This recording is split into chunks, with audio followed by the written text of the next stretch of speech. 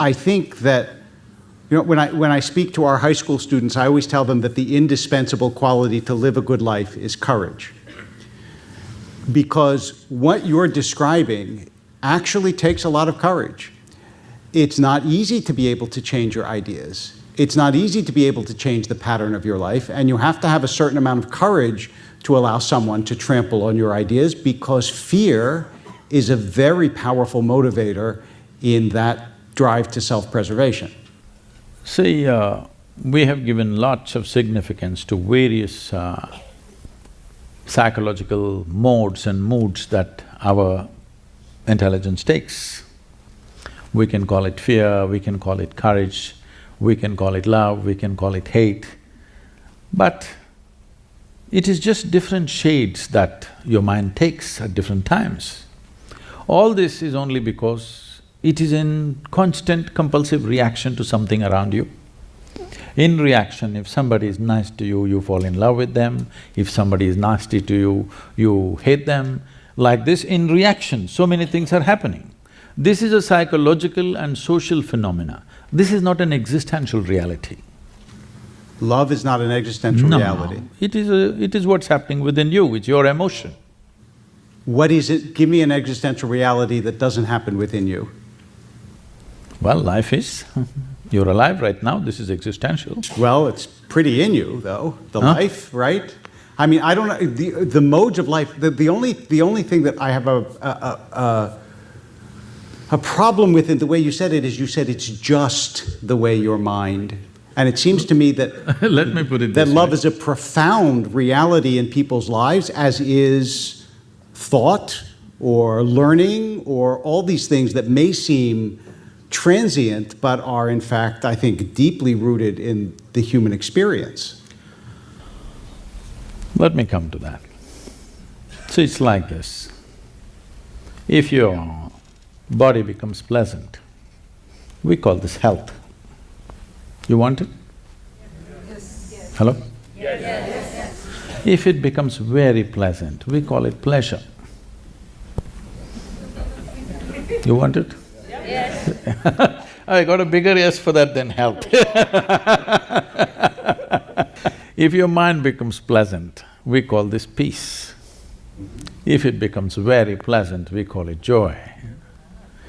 If your emotions become pleasant, we call it love. If it becomes very pleasant, we call it compassion. If your very life energies become pleasant, we call this blissfulness. If it becomes very pleasant, we call it ecstasy. If your surroundings become pleasant, we call this success. Only for success, only to make the surroundings pleasant, there is a challenge because you need the cooperation of all the forces which are here. But to make my body pleasant, mind pleasant, emotion pleasant and energies pleasant is 100% my business. But right now, what is entirely your business, you're trying to handle it like a social phenomena, so it looks so complicated and all the problems associated with it. But actually,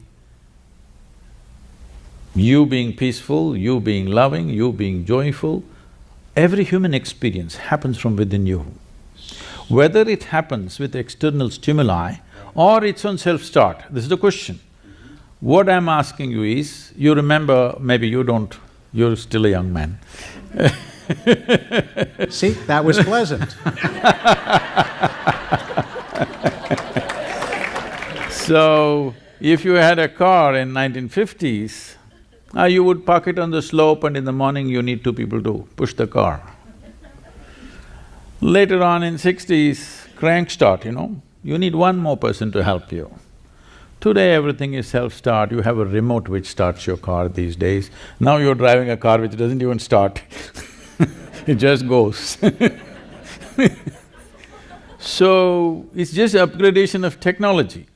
So I'm saying, would you like your peacefulness, your joyfulness, your love, your blissfulness, your ecstasy be on self-start or push-start? This is something you have to make up your mind on. So,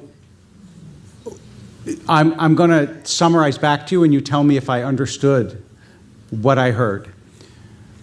You're trying to return people's almost ownership of their own states of being to inside themselves rather than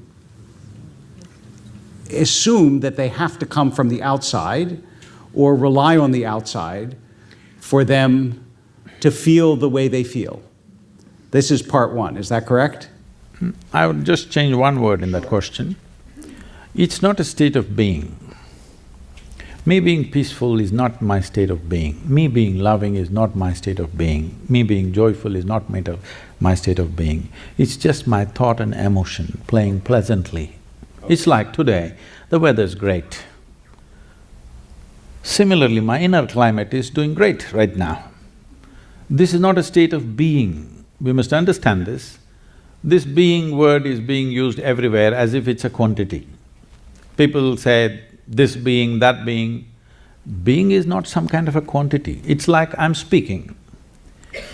This is an activity. This is in motion. Only if I speak, there is speaking. Only if I walk, there is walking. Only if I be, there is being. Well, you be. Huh? You be, though, right? I can… and so I'm not fully persuaded yet by that distinction, but nonetheless, what is interesting in part is that you do actually spend an enormous amount of time and energy, though, trying to make the external world more pleasant for people. The best example is the River Project, which is a remarkable accomplishment and enormously ambitious, and all about making the external world better. So just ensuring that tomorrow our children have water to drink, is it very ambitious? It is today. I mean, you wouldn't think so, but the scale of work that it… That is there is a scale because there is a scale of disaster unleashed by people. But otherwise, to look at it simply, ensuring that there is water for your children to drink, is it very ambitious or is it very natural? People have become so unnatural that they don't care tomorrow's generation whether they have water to drink or not. So, I think it's very natural, it's very human for you to respond to these things. But the essence of work is not in that. These are unfortunate needs of our times in which we exist. If I was here 100 years ago, I wouldn't be talking about rivers for sure. Right. So rivers are not my project. Unfortunately, I see a disaster unfolding, so something has to be done about it. When I just stepped out, this is a 30-day journey where I drove 9,300 kilometers personally myself, and we had 142 events in these 30 days and 182 media interviews, and 162 million people responded. It's the largest ever movement on the planet. 162 million people responded to this, and we changed the policy. The government policy towards rivers has been changed in India because of this Rally for Rivers. Yeah, I think that deserves… yes. No, it's okay. But the important thing is this, why that many people responded? People were asking me, Sadhguru, you got the whole nation together, all the opposition parties, all political rivals, everybody came together for this one thing. I said, see, when I look at it, everybody knew this needs to happen. But they need a fool to bell the cat. They found me.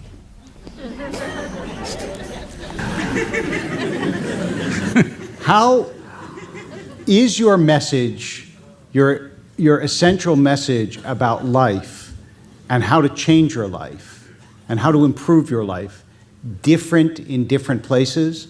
Do you go to Beverly Hills and see a different need than you see in a tribal village in India? No, not at all.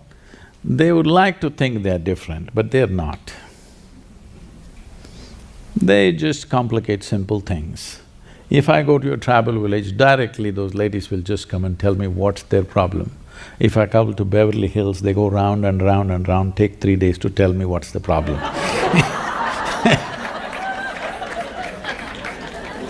Welcome to my hood, Sadhguru.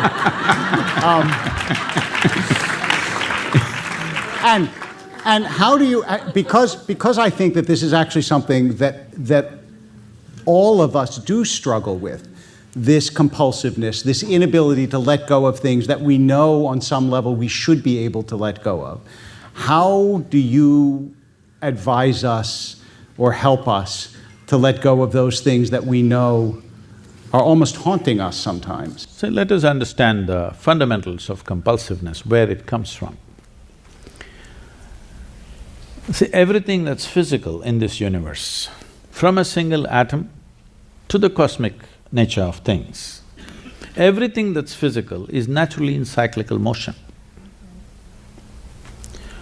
In atom, things going around. In the cosmos, it's going around, solar system is going around. Our own bodies are cycles. We are born out of the cycles of our mother's bodies. So, the moment you're identified with the physicality of who you are cyclical in nature. What is cyclical is compulsive. What is cyclical has taken a compulsive pattern. It has to do the same things again and again. You try as hard as you want, it will not go. You will give up one and hang on to another. I hope with a Jewish rabbi a joke is allowed. A Jewish rabbi, actually, a joke is mandatory. Yes, so. okay, that's good. This happened. It once happened that Shankaran Pillai was working in an office and his office colleague asked for a lift, a woman, a young woman. So he took her in the car and he was driving, and suddenly he became like an octopus, that his limbs were all over her. So she pushed him away and said, "You fool, I thought you were a decent fellow. What are you trying to do?" He said, "I'm sorry, I gave up smoking."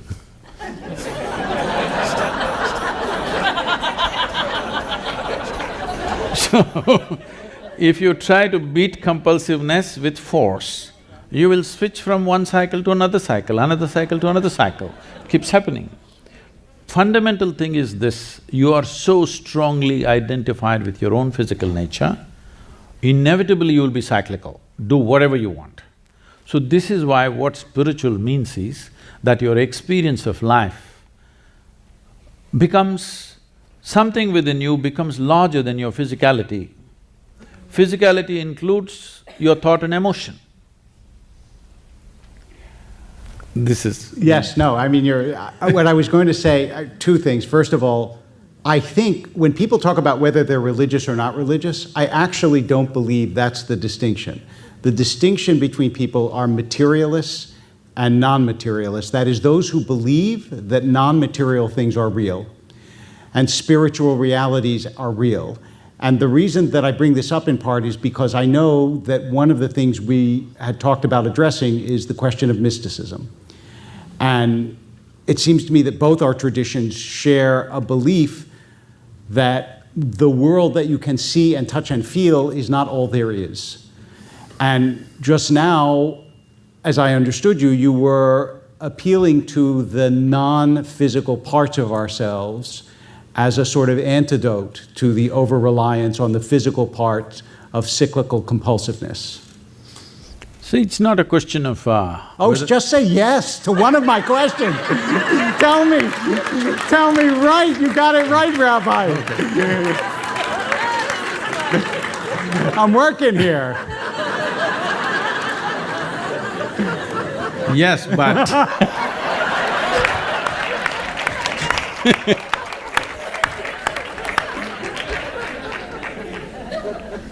yes, but the thing is, it's not something that we have to believe in.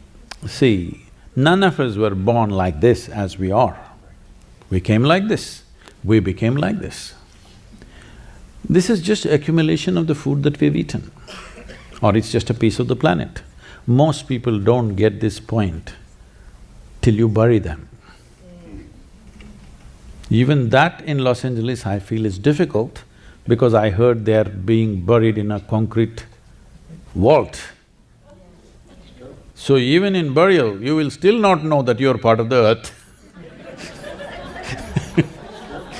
So this is something that you gathered. Anything that you gather, at the most you can claim is yours. You cannot claim it's me.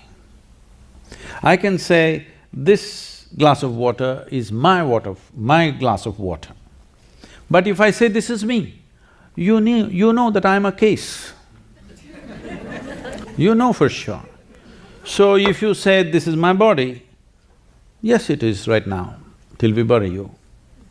But if you say this is me, you're a case. Your only comfort is everybody around you is a case.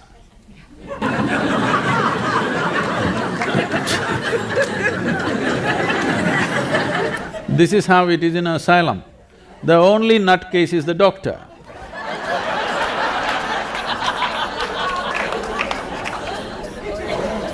How do you shift that perspective, though? How do you learn to see yourself as continuous with everyone and everything? So it's like this. I'm agreeing with that. We're good. Say, this is my body, that's your body, distinctly separate, at least right now. Yes. Till both of us are buried. Till then, this is my body, that's your body, very clear. This is my mind and that's your mind, very clear. But there is no such thing as my life and your life. There's no such thing. This is like, I'm sure at some stage in your life, when you're in school at least, you blew some soap bubbles, huh? So that's my bubble, this is your bubble. Poop, it goes. There is no such thing as this is my air and this is your air. This is a living cosmos. You captured some, I captured some. How significant a life you become. When I say significance, not how significant you are in the society or in the world. It's not about that. As a life you become significant because you have captured that much of life which overwhelms the puniness of your own mind and physical body. Within you, the life that you've captured is a larger dimension than the body that you have gathered and the information that you gathered in the form of your mind. When the life that you are is bigger than your mind and your body, no teaching is needed. You're simply conscious about that, that's all. It's not that you believe that, that's a living reality for you. So my whole work is to bring people to a dimension of experience where the life that they are is larger than the mind that they are. Life that they are is larger than the body that they are. So you don't have to give a teaching or a kind of a belief system. Naturally, what is most dominant becomes you, within you. And the way that you bring people to that dimension of being or dimension of existence is… See, as there is a science and technology for external well-being, there is a whole science and technology for inner well-being. The problem that happens in every tradition is, over a period of time, generation after generation, it gathers moss. So much frill it gathered, nobody knows where the skirt is. There was a French Catholic writer, Charles Piguet, who said everything begins in mysticism and ends in politics. And I think that in religious traditions, that's exactly… Yes. There's a great deal of truth to that. So how do you scrape the barnacles off the boat or the moss off the tradition and identify that kernel which can actually expand people's sense of what they are a part of, but what they are only a small part of? I think I came with a huge advantage that I'm completely uneducated, refuse to be educated. Why I'm saying this is, it is not easy to remain uneducated. Because from the moment you're born, the moment somebody sees a child, all the adults want to pounce upon the child, wanting to teach something that's not worked in their life. Parents, teachers, every kind of people. The moment they see a child, They want to teach the child something. It's very clear. When you look at the child, the exuberance and the joy that the child has and the adults are the way they are, obviously it's not worked for them, whatever they know. But they want to teach it to the child. So I refused this one influence on me. I just remained as I was, uninfluenced by parents, teachers, society, religion around me, politics around me. I kept myself away from that. If you keep yourself away from identifying yourself with just about anything around you, anything, including your genetics, your society, religion, politics, economics, whatever is happening around you, if you're not identified with anything, it is natural for human intelligence to find its way. Nobody has to teach anybody anything. If you just make sure children don't get identified with you, hello? That you don't want that, you want them identified with you. Because it's your legacy, it's not a new life, it's your legacy. You want to live after you're dead. You want them to be just like you in so many different ways. If you don't have this problem, if you leave them alone, just nurture them so that they're not influenced by anything, you will see the world will be full of mystics. I'm not persuaded. First of all, okay, there are three things that you said that I'm not completely persuaded of. One is that you never learned anything. When you say you're uneducated, you spoke a language, you knew your neighborhood that you lived in, you learned how to eat and what foods to make, you learned lots of things from the people around you. There's no way you could have survived had you not learned. That's one. Wait, I'm not done. Number two, I want you to know that when I had a child, I didn't want to teach her the ways that I was that didn't work for me. I rather wanted to teach her the joy that I found in the world and the beauty. And I teach her poetry and I teach her wonder. And I think a lot of what I teach her expands her. I'm sure I've taught her some things that she would say, gee, I wish you hadn't taught me that. But I really do believe that most parents want to teach their children not the things that didn't work for them, but rather the things that they found in the world that are extraordinary and wonderful. No, I did not mean didn't work in that sense. See, the only thing about the adults or the parents is, the only qualification you have is you landed here a few years earlier. Yes. All right? Nothing else. Hello? Isn't that so? Yes. You just came here a little early. Yep. So what do you know? You know a few survival tricks that the child does not know. If you want to teach them business, you want to teach them how to survive in the world, fine, you know better than them, of course. But as life, the reason why everybody loves a child is because child is a better life than the adult, in every way. Just as life, maybe he doesn't have your intellect, maybe he's not accumulated the nonsense that you've accumulated, maybe he does not know how to survive in the world, but as a life, he is far more exuberant and alive than you are. That is why it doesn't matter whose child, when you see a child, you light up, because it's life. Even the grave-faced people get ignited. All right? You know? So, when I say teaching children something that did not work in their life, it is not that your survival tricks did not work, obviously they worked for you, that's what you want to teach, because you're concerned about the child's survival, all right? You're concerned, what will happen to him, this is the only thing. See, when people have children, they only have moments of joy, rest of the time it's only anxiety, what will happen, what will happen, what will happen. Yes, because it's all about survival. So if you even… I'm trying to look at this comprehensively, even if you just examine the prayers on the planet, this says everything about the adults. 95% of the prayers on the planet are just about, dear God, give me this, give me that, save me, protect me. Does it sound like survival or divine expansion? Maybe only 5% is there. 95% is only save me, protect me, give me this, give me that, isn't it? This is all survival process, outsourced.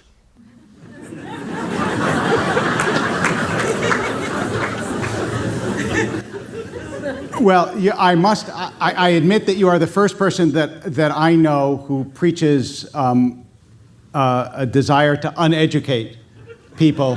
And I understand what you're saying, that there is a pure life to a baby, but I don't believe that pure lifedness can exist in an adult the same way it does in a child. I said the same way that it does in a child. No, look, you're a man, in all seriousness, you're a man who has political savvy, you've written books, you travel and speak. There is a certain sophistication to your lack of sophistication that I think is quite right. That seems to be pretty clear. I'm not suggesting, oh, you're just like everybody else. But I also think that maybe you are overplaying the extent to which civilization is a bad idea. No. I think it's usually a pretty good idea, often. No. Civilization is organization of basic human intent, just an organized structure. But organization can also get suffocating for the growth. No question. Of an individual life. Yes. When you are 5 years of age, let's say, when all of you were 5 years of age, how joyful, exuberant and alive you were, and how you are today. Though for all of you, I can see life has worked out very well, better than you would have imagined for many of you. In spite of that, compared to how you were 5 years of age and today how you are, has it gone down or not? See, I want you to understand, with age, only physical agility can go down. Aliveness need not go down. Hello? So are you trying to die in installments? That's all I'm asking you. It seemed foolish to do it all at once, so I thought I would do it gradually over time. But what I would say is, also, I'm not sure that I would privilege aliveness over everything else, because I might be less alive than I was when I was 5 years old. But I wouldn't go back to being 5, because I have so much now that I did not have as a 5-year-old, and some of it, like sad memories, ways in which I've hurt other people, ways in which I've hurt myself, some of it is stuff that may diminish my life, but I also think has made me wiser, broader, more empathetic, more sympathetic, deeper, all of those things. So I don't see this as a one-way street. See, essentially, you are trying to, prescribe some amount of suffering for everybody so that they become wiser. No, I'm saying that a certain amount of suffering is inevitable, and once it happens to you, I'm not sure, you wouldn't choose it, but I'm not sure that once it happens, when you look back on it, you would say, it didn't actually allow me, in some ways, to deepen myself. I don't think that that's unfamiliar to your religious tradition. It certainly isn't to mine. No, I was just about to clarify that. When I said I came with an advantage, I did not belong to any tradition as such. I did not identify with any tradition, nor they could put me into any tradition. This is all I did. I did not identify myself with anything. Just to tell you to what extent. I was around maybe 12 years of age, and in India, our mothers and parents generally, they're not given to everyday profess, I love you, this and that. There is no verbal expression of love. They live for us. We know the question of whether they love us or not doesn't arise because their lives are about us. So, it never occurs whether they love us, don't love us, such things don't even exist. It is just their lives are dedicated to us, so we know they live for us. So, when I'm around 12 years of age, some tender moment and not exactly I love you, but in some way she expressed her affections towards me. I'm in that mode at that time, struggling, that I made sure that I don't belong anywhere, but at the same time I'm extremely involved with everything. So I just asked, it was a natural question for me. I asked her, suppose I was born in the next house, would you still feel this way about me? She just teared up. I didn't know what I said wrong. I thought I just asked a question. But somehow she just teared up and went away. And after 10 minutes she came back and she did something very strange. She came and touched my feet and she was all in tears. I didn't know what to say. I said, what did I do wrong? I just asked a question. But when I look back later on, when things changed within myself, I saw that she saw the point, she got it in such a profound way, because it is true that her affections are simply because I am her son, not as a life, not as just another being. If I was somebody else, she wouldn't feel the same way. When she realized that, she just kind of, an expansion is also cracking up, The eggshell has to crack for something new to come out. So, I just kept… See, if your intelligence is not aligned or associated or identified with anything, it is natural for human intelligence to seek relentlessly. Seeking relentlessly means without any purpose. See, the difference between… because you mentioned the word mysticism, the difference between mysticism and other ways of doing things is, everybody is trying to find something. A scientist is trying to find something. Everybody, somebody who's walking the street right now is trying to find something of their own needs. Every human being, every animal is trying to find something, maybe food, maybe shelter, maybe whatever. So if you have a torchlight, if you have a… what do you call this? Flashlight. Flashlight. If you have a flashlight, you have focused light, you're trying to find something, you only see this person or this person or this person. What mysticism means is, you blew your flashlight, it became a flare, you saw everything the way it is. And after that, you are never the same again.